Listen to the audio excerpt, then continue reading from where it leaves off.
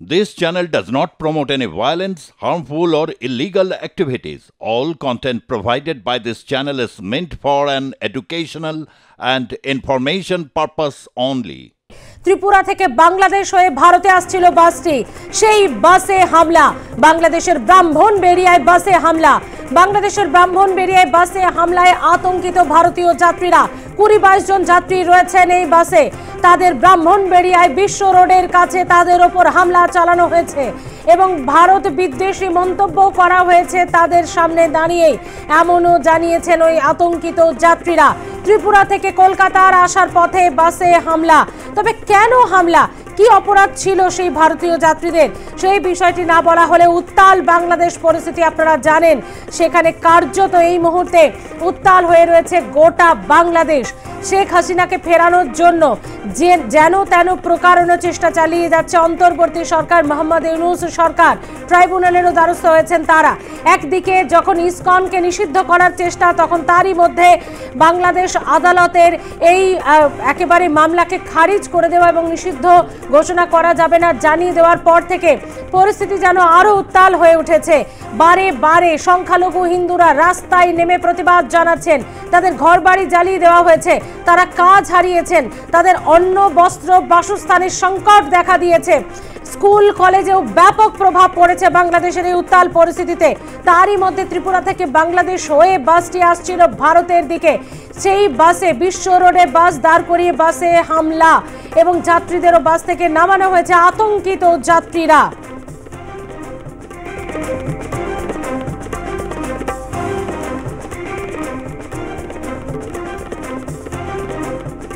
ত্রিপুরা থেকে কলকাতা যাওয়ার পথে বাংলাদেশের ব্রাহ্মণবেড়িয়ায় বিশ্ব রোডে একটি বাসে হামলা। বাসের মধ্যে থাকা ভারতীয় যাত্রীদের প্রাণনাশেরও হুমকি দেওয়া হয়েছে। তবে কেন, কি অপরাধ ছিল সেই যাত্রীদের, কোনো কিছুই বুঝে ওঠার আগেই আতঙ্কিত যাত্রীরা তাদের ওপর হামলা হয় এবং ত্রিপুরার পরিবহন মন্ত্রী সুশান্ত চৌধুরী তিনি এই ঘটনার তীব্র নিন্দা করেছেন। সামাজিক মাধ্যমে ত্রিপুরার পরিবহন মন্ত্রী সুশান্ত চৌধুরী লিখেছেন, ত্রিপুরা থেকে কলকাতা যাওয়ার পথে বাংলাদেশের ব্রাহ্মণবেড়িয়া বিশ্ব রোডে একটি বাস এবং একটি গাড়ি আক্রান্ত হয়েছে। এই ঘটনায় আতঙ্কিত হয়ে পড়েছেন গাড়িতে থাকা, বাসে থাকা যাত্রীরা। ভারতীয় যাত্রীদের এই উল্লেখ করেই তাদের ভারত বিদ্বেষী মন্তব্য করা হয়েছে এবং তাদেরকেই একেবারে টার্গেট করে এই হামলা করা হয়েছে বলে ত্রিপুরার পরিবহন মন্ত্রী জানিয়েছেন এবং যার তীব্র নিন্দাও করেছেন তিনি। সামাজিক মাধ্যমে তার পোস্ট আপনারা দেখছেন, সেখানে বাসের ছবি দিয়ে তিনি পোস্ট করেছেন। ত্রিপুরা থেকে বাংলাদেশ হয়ে ভারতে আসছিল বাসটি এবং কলকাতায় আসার কথা ছিল। আপনারা জানেন যে এই পরিবহনের মাধ্যমে, এই সড়ক যোগাযোগের মাধ্যমে বহু বাংলাদেশের মানুষ ভারতে আসেন, বহু ভারতের মানুষ বাংলাদেশে যান, সেখানেও হামলা। প্রতিরক্ষা বিশেষজ্ঞ আর.কে. শ্রীবাস্তব এই মুহূর্তে আমাদের সঙ্গে রয়েছেন। মিস্টার শ্রীবাস্তব, এই বাসেও হামলা এবার, তাহলে পরিস্থিতি কোন দিকে এগোচ্ছে? তাহলে কি দুদেশের এবার দ্বিপাক্ষিক সম্পর্ক, যোগাযোগ মাধ্যমও বন্ধ করে দেওয়া উচিত? আপনি কি মনে করেন? অ্যাবসলিউটলি। আমাদের নমস্কার, আপনি খুব ভালো প্রশ্নটা করেছেন। আপনি ভালো প্রশ্নটা করেছেন যে আমাদের থেকে যে ত্রিপুরা থেকে কলকাতার মধ্যে মাঝখানে যেটা বাস চলছে বা ঢাকা থেকে যেটা আমাদের বাস চলছে বা মৈত্রী এক্সপ্রেস চলছে, আমাদের এটা বন্ধ করে দেওয়া উচিত এখন।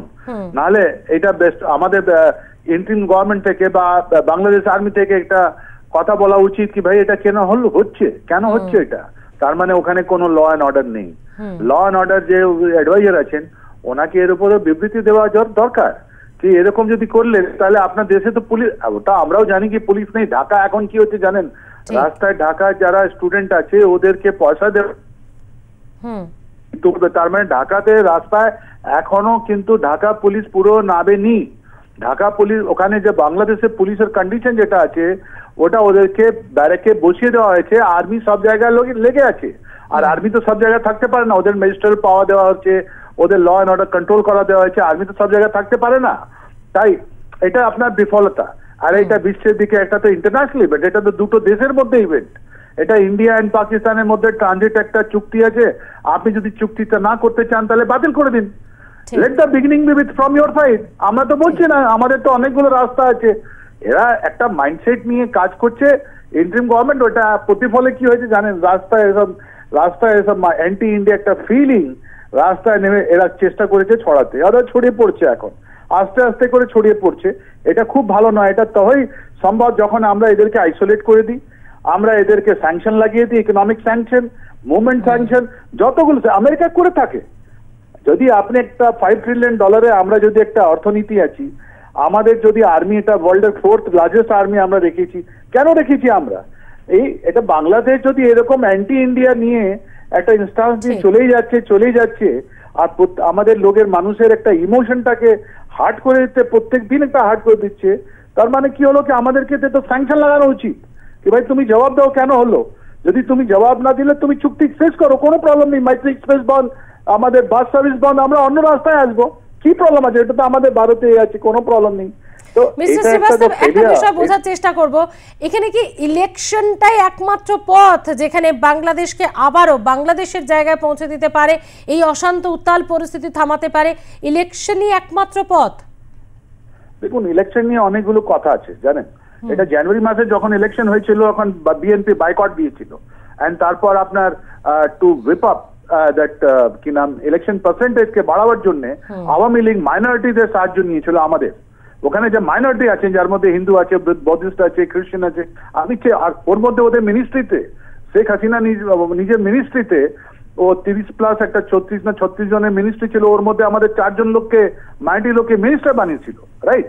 তো এইটা ইলেকশন যেটা আছে আপনার, ওটা একটা খুবই সেন্সিটিভ বিষয়। আপনার ওখানে যখন শেখ হাসিনা আগস্টে গেছেন, তারপরে বলা হয়েছিল যে আমরা ইন্টারিম গভর্নমেন্টের কোনো প্রভিশন নেই, 90 ডেজের মধ্যে আমি করে দেবো।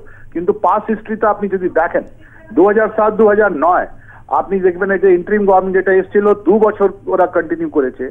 আর এই যে আর্মি চিফ আছেন উনি বলছেন আই নিড 18 মান্থ না। দুটো জিনিস হয়েছে ওখানে।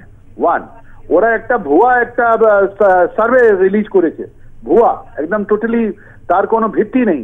ওর মধ্যে ওরা একটা ন্যারেটিভ বিল্ড আপ করার চেষ্টা করেছে যে দেখুন সব মানুষ বলছে, দুটো রকমের জিনিস বলছে কি আগে আমরা কনস্টিটিউশনের মধ্যে চেঞ্জ করি তারপরে আমরা ইলেকশন করাই। অন্য লোক বলছে কি যেহেতু তোমরা ইলেক্টেড লোক নয় তাহলে তুমি আগে ইলেকশনটা করিয়ে দাও, তারপরে আমরা ওই through the parliament, newly elected parliament আমরা যতগুলো চেঞ্জেস আছে ওটা আনবো, যেরকম আপনার খালেদা জিয়া করেছিলেন যখন উনি 1991-এ সব পাওয়ারে এসেছিলেন, রাইট? এখন যে হচ্ছে বিদেশি যারা এনজিও, যারা sincere NGO western, specially the European union, that আমি বলছিলাম দুটো জিনিস হচ্ছে, ইউরোপিয়ান ইউনিয়ন ওরা আপনার প্রেশার দিচ্ছে কি ভাই দেখো তোমাদের তো কোনো লেজিটিমেসি নয়, তোমাকে ইলেকশন করাতেই হবে না।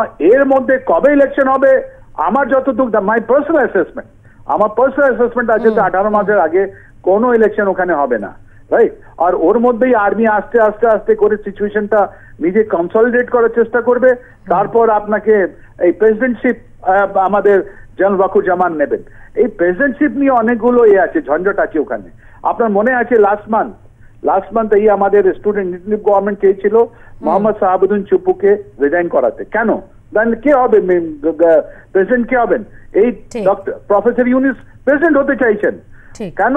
যেহেতু ওটা ওনাকে একটা লেজিটিমেসি পাওয়া যায়। এখন যদি কোনো রাষ্ট্রে যান, কোনো জায়গায় যান, তো ওনার তো কোনো অফিসিয়াল প্রোটোকলে কোনো জায়গায় নেই। এটা অফিসিয়েটিং, এটা কারোবাহক, একটা উপদেষ্টার সঙ্গে কি কথা বলবেন, এদের তো কোনো পাওয়ার নেই। তাই জন্য ইনি কি চেয়েছিলেন কি মোহাম্মদ শাহাবুদ্দিনকে সরিয়ে নিজে প্রেসিডেন্ট হয়, তারপরে ইনি ওভারসি করবেন, যেটা কনস্টিটিউশনাল অ্যামেন্ডমেন্ট আছে ওটা এগুলো দেখবেন, কিন্তু ওটা সম্ভব হচ্ছে না। তাহলে আমাদের হচ্ছে যে 18 মাসের আগে যেরকম জেনারেল ওয়াকুরুজ্জামান করেছেন ওর আগে আপনার ইলেকশনটা হবে না। একেবারে অনেক ধন্যবাদ মিস্টার শ্রীবাস্তব আমাদের সঙ্গে কথা বলার জন্য। আর কে শ্রীবাস্তব ছিলেন আমাদের সঙ্গে, প্রতিরক্ষা বিশেষজ্ঞ। বাংলাদেশের ব্রাহ্মণবেড়িয়ায় বাসে হামলা, ত্রিপুরা থেকে বাংলাদেশ হয়ে কলকাতায় আসছিল বাসটি, সেই বাসে 20 থেকে 22 জন ভারতীয় যাত্রী ছিলেন, তাদেরকে টার্গেট করেই হামলা। তবে পরিস্থিতি কিন্তু জটিল থেকে জটিলতর পথে এগোচ্ছে। কোনো আইন শৃঙ্খলা কি তাহলে বাংলাদেশে নেই? বিশ্ব রোডে বাস দাঁড় করিয়ে বাসে হামলা হবে কেন, প্রশ্ন তুলেছেন বিশিষ্টজনেরা। এবং অন্যদিকে আজকে আপনারা জানেন যে উত্তাল পরিস্থিতির মধ্যেও ইসকনের তরফ থেকে প্রতিবাদ। ত্রিপুরা থেকে কলকাতা আসার পথে বাসে হামলা, ভারতীয়দের দেওয়া হয় প্রাণনাশের হুমকি। বেছে বেছে ভারতীয়দেরই টার্গেট করা হচ্ছে এবং ভারতীয়দের প্রাণনাশের হুমকি দেওয়া হয়েছে। এবং ত্রিপুরার পরিবহন মন্ত্রী সুশান্ত চৌধুরী তিনি জানিয়েছেন আতঙ্কিত যাত্রীরা এবং ভারতীয় যাত্রীদের টার্গেট করে এই হামলা চালানো হয়েছে, যার তীব্র নিন্দা করেছেন ত্রিপুরার পরিবহন মন্ত্রী সুশান্ত চৌধুরী।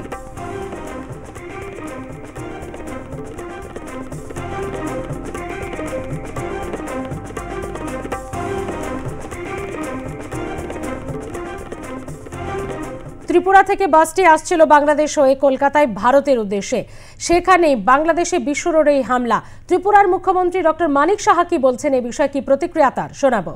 কোনো অবস্থায় এগুলো মানা যাবে, এখনো সময় আছে, শুধরে গেলে ভালো। আদারওয়াইজ তো আমি শুনেছি, আজকে আমি হলে ঢোকার আগেই এই খবরটা আমার কাছে এসছে। এর আসল সত্যতা আরও আমি যাচাই করে তারপরে আমি কমেন্ট করবো এই বিষয়ে। কিন্তু যা হচ্ছে সেটা ভালো হচ্ছে এবং মানে সংখ্যালঘুদের উপর যেভাবে ওরা অত্যাচার করছে সারা বিশ্ব দেখছে।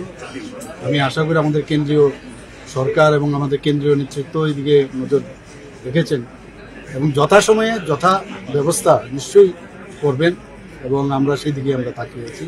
আমাদের ত্রিপুরার যেখানে প্রশ্ন, আমরা 4 দিকের মধ্যে প্রায় 3 জায়গায় আমাদের বাংলাদেশের বর্ডার। কাজেই আমি বিএসএফ এবং ডিজি সাহেবের সাথে কথা বলেছি যেন তীক্ষ্ণ নজর রাখে, সেই দিশেই কাজ করছে সবাই।